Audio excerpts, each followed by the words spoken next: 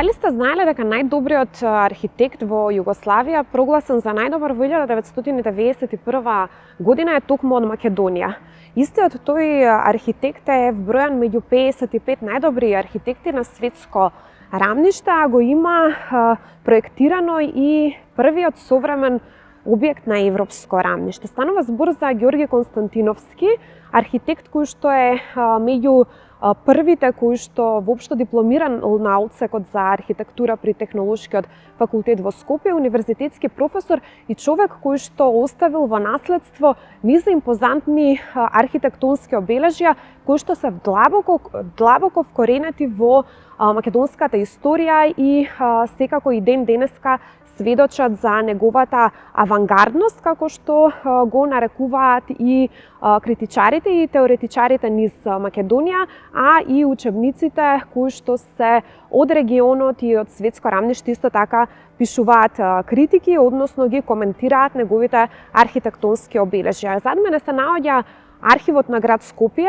Тоа е еден од најзначајните објекти кои што Ѓорги Константиновски го има проектирано и секако овој објект е прогласен за првиот современ објект на европско тло. Тоа доволно говори за неговата величина, а во продолжение ќе ви ги представиме и другите објекти кои што навистина се дел од едно авангардно и уникатно творештво на македонски архитект од светски рамки.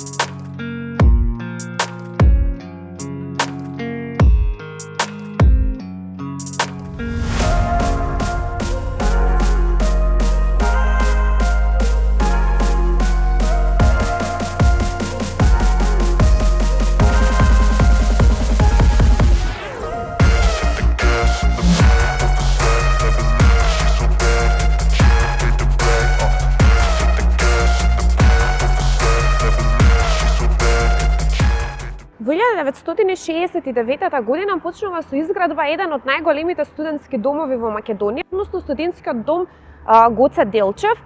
По урнатините во Скопје кои што следувале откако во 63-та година Скопје бил погоден од огромен земјотрес, архитектурата како уметност била во подем и тогаш архитектот Ѓорги Константиновски бил ангажиран да го создаде токму објектот зад мене, односно студентскиот дом Гоце Делчев. Но што е најважно за токму овој студентски дом? Тоа е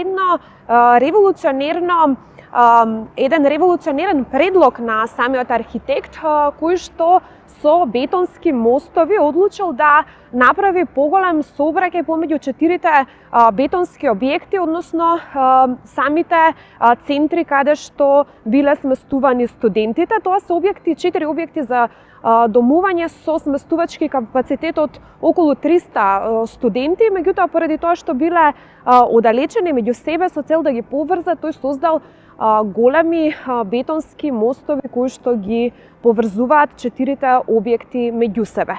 Освен тоа што водел сметка за голем број на сместувачки капацитети за и прилагодување на зградата за домување на студентите, водел сметка и за потребите на студентите, односно за спортските активности кои што треба да се одвиваат во рамките на оваа зграда, за библиотеките, читалните и сите други потреби кои што ги носи студентскиот живот и секако предвидени се простори за тоа, но со текот на времето, лошото менаџирање и така натаму, слабо функционираат овие делови од студентските домови, но она што дефинитивно е најзначајно е што во областа на брутализмот како еден од стиловите на архитектурата, токму студентскиот дом Гоце Делчев се наведува како еден од најрепрезентативните и најеклатантните примери на брутализмот во Скопје.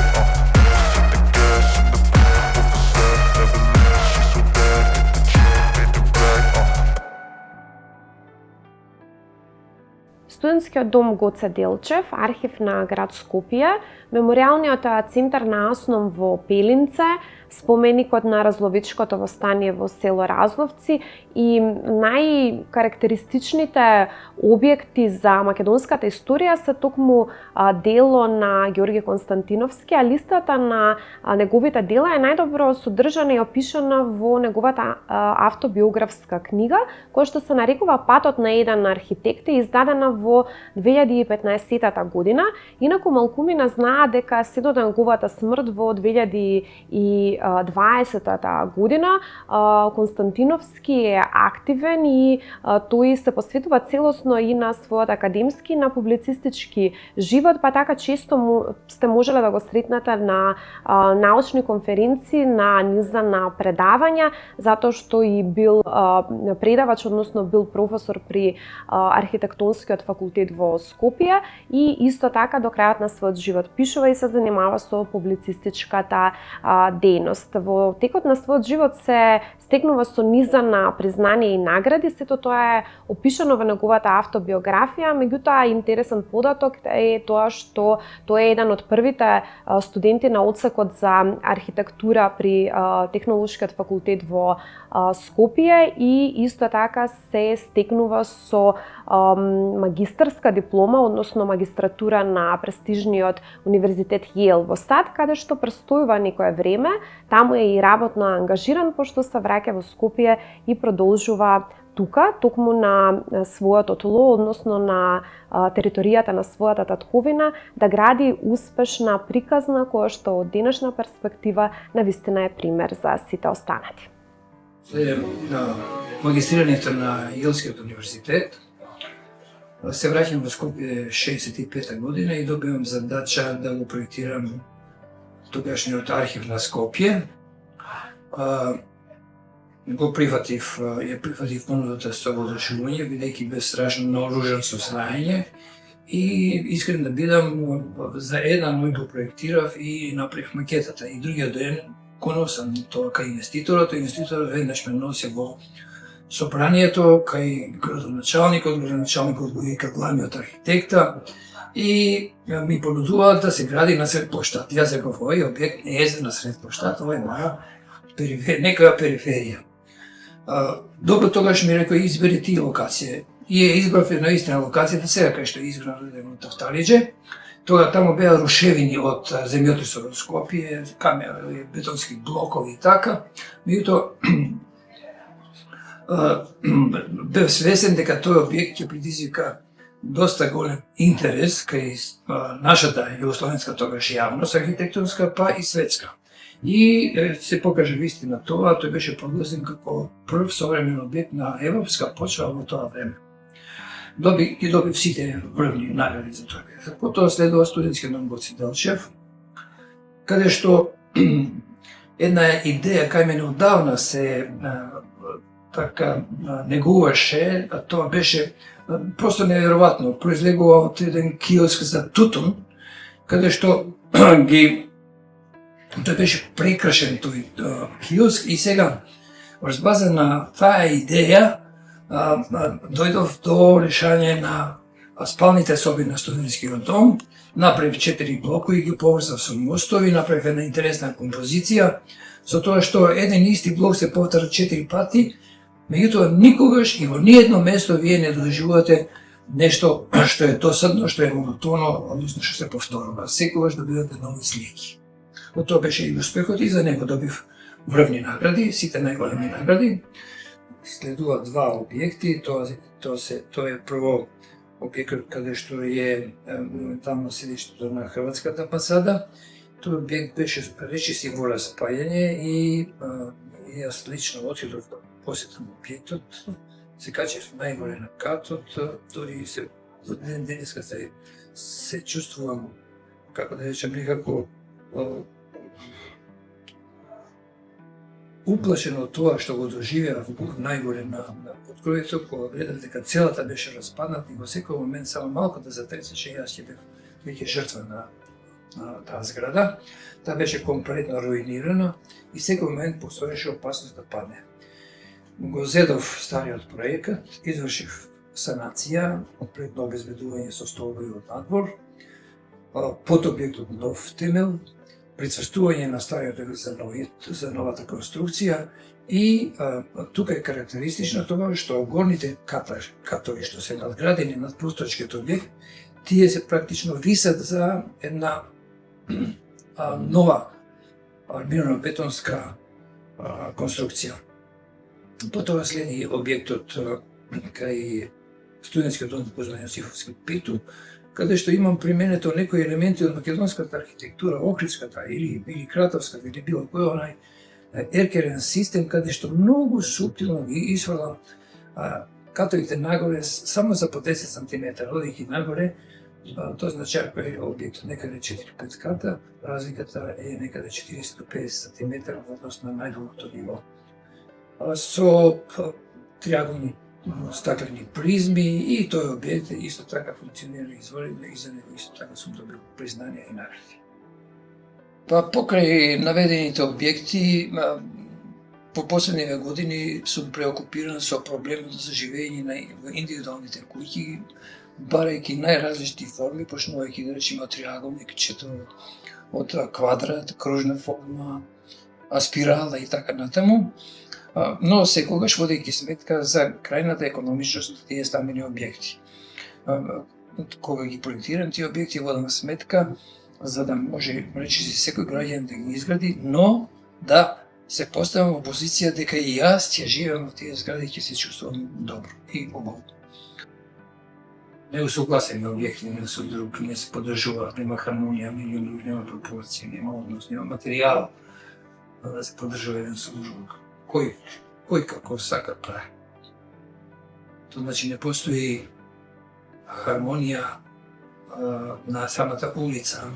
Да речеме, како пример, Виена да ја земе, каде што се објектите еден до друг представува една улица, али сите ја почитуваат височината, сите се иста височина. И тоа секој објект има своја физиономија. И човек се диви на секој нареден објект. Значи, тоа е сегумешноста на архитектот, модерен архитекта, современ архитекта, кој што создава современо дело, кој воодушевува. 2014 Скопје е одраз на комплетната примитивност водечките личности што ја диктираат таа политика за Скопје. Тука постојат архитекти кои што се додворуваат на власта и тие се тие главните креатори на ново Скопје, со кое што секој еден архитект се срами и црвенее пред светската архитектонска јавност. Јас, например, би црвенел, би се срамел, кога ќе дојде некој од надвор архитекта и кој ќе погледне она чудо што се прави на левиот брег на реката Вардар. Како пример, јас го посочувам како злочин во архитектурата, тоа е изградата на Уставниот суд, на Археолошкиот музеј и Државниот архив ставен во еден објект, на самиот брег на реката Вардар.